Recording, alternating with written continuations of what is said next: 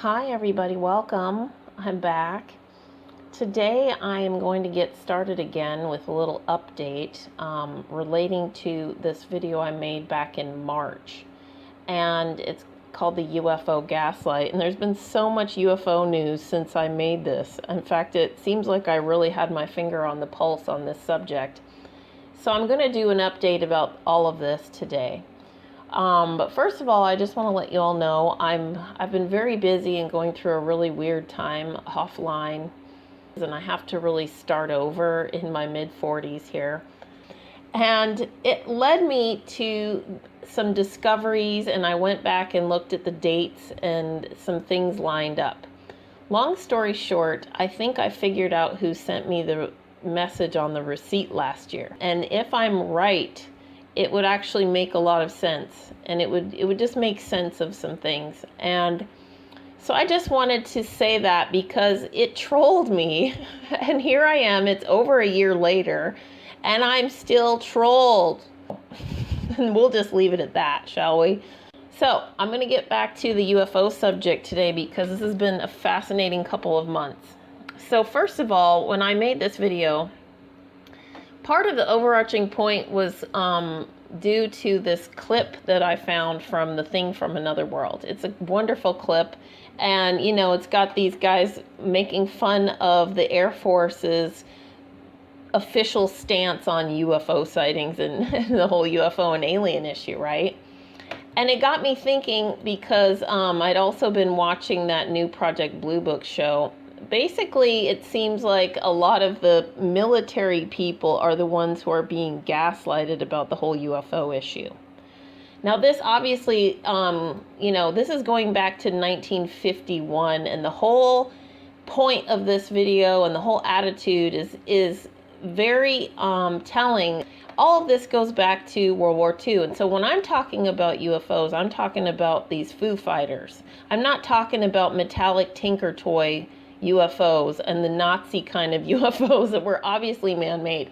I'm talking about who was flying these balls of light back in World War II, because there was never any reports of these Foo Fighters shooting anybody down, and not during World War II or since. There are no reports of these UFOs shooting any normal aircraft down. I also included this video when I did my little upload because this shows footage of a UFO caught at an air show that looks just like those Foo Fighters, right? And the thing about this is I can't be 100% certain that this footage is real, but this is what it looks like. And so if this is real, which I'm pretty sure it is, it's like exactly what I was talking about with the whole gaslight issue. You have these UFOs that are flying at high speeds compared to these jets, right? They're showing off their tech, whoever this is. And this has been going on for a long time. So finally, in mid-April of this year, about a month after I made that gaslight video, the U.S. Navy drafts new guidelines for reporting UFOs so that their pilots actually, can feel like they're being listened to. And they're updating and formalizing the process because this is important. It's important that these UFOs be acknowledged. But all of this kind of started in 2017 when the Pentagon admitted that it was investigating the UFOs as part of their secret initiative.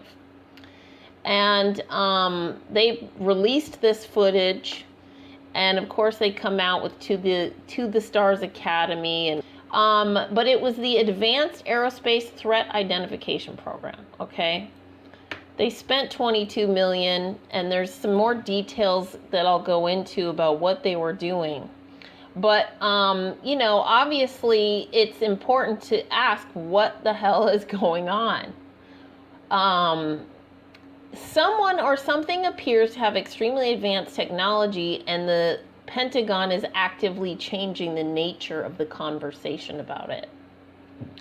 And I think the Navy, creating the new guidelines is really important because the Navy pilots were spotting these UFOs at hypersonic speeds, and these are people who they don't have access to anything like this technology and what they're seeing these craft do. And we have the account from 2004, which is what they really were talking about when they did their big release in 2017. When they released this footage, it was from 2004. And that footage is amazing because during that whole exercise, you know, they had the most advanced possible equipment for being able to detect these craft, right? So here we are, it was 2017 when this 2004 incident finally was getting really talked about, right? And so at that time they had the ability to film these objects and study them, right? And then you have Navy pilots now later on who are talking about incidences in 2014 and 15 on the East Coast. And what they're saying about these craft is fascinating because not only were they in the sky almost every day, but they were going at extreme speeds. They were up there for like 10, 11 hours at 30,000 feet at hypersonic speeds. The pilots are not dumb. They're not imagining. They know what they're seeing. They saw plenty of them.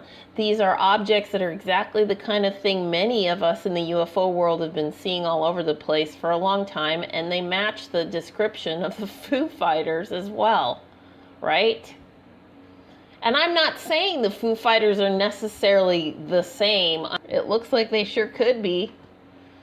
So, the mere fact of the existence of these Foo Fighters so many years ago and the fact that we're still having this happen now it's kind of in your face. So by the time we're getting to 2014 and 15, now we're talking about high-tech human ability to track these aircrafts. They were set up with the technology to be able to observe these craft as if they were maybe even expecting them. And that's something a few people have pointed out. It's obvious that, you know, that they know that these objects are there. It's not like they're pretending they're not there. No one's saying they're extraterrestrial, but people are definitely implying it. You know, you have commentaries where it's like, okay, we know this force is flying overhead. Congress should know. And are they friend or foe, right? Because this is finally hitting the mainstream. And now it's becoming clear that a lot of the people in the military don't have a clue what's going on. They don't know what these craft are. They don't have access to this technology. So who does know who these craft are? Because I bet somebody does. I bet somebody knows exactly what's going on here. And so now I want to go into this really quick because now we have UFOs coming out of the fringe. Pentagon secret space, or they had their secret UFO program, and that broke in December of 2017. As early as 2017, like in Oregon, there was that UFO sighting. Last year, we had a sighting where there was a commercial airline pilot flying from Montreal to Heathrow actually saw UFO over Ireland. There were multiple pilots that saw that UFO. Same thing, it looked like these Foo Fighters going at high speeds. So in recent times, these UFOs have been buzzing around even commercial aircraft, okay? And that's really important. The other thing that's really important is to pay attention who's interested in these things, okay? Who seems to want disclosure and why? Because why suddenly is all this even coming up? So here we are in a letter in 2018 in January, a letter to John McCain, copied to other senior congressional figures and key committees. The DIA disclosed that they had researched anti-gravity, warp drives, wormholes, and other theoretical physics concepts needed for interstellar travel. All part of an effort to understand what they termed foreign advanced aerospace weapons threat. Well, how foreign is foreign, right? And I find this interesting because really, and here's the original letter from the Defense Intelligence Agency. They go down, they talk about the 38 reports that are associated with their work with that program. And you have everything. You have space access, advanced space propulsion based on vacuum, field effects on biological tissues, anti-gravity, high-frequency gravitational wave communication. Some of this stuff is out there. I just wanted to point that out because the government's taken this stuff way more seriously behind the scenes than they have been conveying. So I've been watching this for decades. And decades ago you had where, if you had a UFO sighting, the men in black were going to show up at your door. Now, you just got a million UFO videos and people are almost burnt out on the subject. And now all of this starts coming up and it's kind of getting a revival. And really, this has a lot of people kind of shaken up because now we are acknowledging the reality. Not completely, but we're acknowledging that there's something going on with these unidentified aerospace objects that may or may not be a threat. And they've been around for a really long time. And I bet somebody knows more about them. So here's the thing I wanted to point out. My sense of the situation is that something massively has changed behind the scenes. And we're just seeing some of the results of that.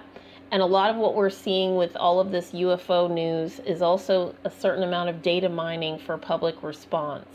And I think that something has so massively changed behind the scenes that it's almost like a regime change even on certain levels. And back in 2014 and 15, when the Navy was seeing all these objects, that's when Obama was in office. Something has changed, and I suspect that we are going to have a bit of a UFO dry spell. I think something has changed with who's ever behind these Foo Fighters. And I think that all of that's going to get sussed out, because it has to, in order for us to have an honest space program and a space force. This may not go anywhere for a while. Since Politico broke that story about the Navy updating their guidelines, it's just been one article after another. But like I said, I think we're going to see a lot less of these Foo Fighter UFOs, at least for a time now. That's my prediction.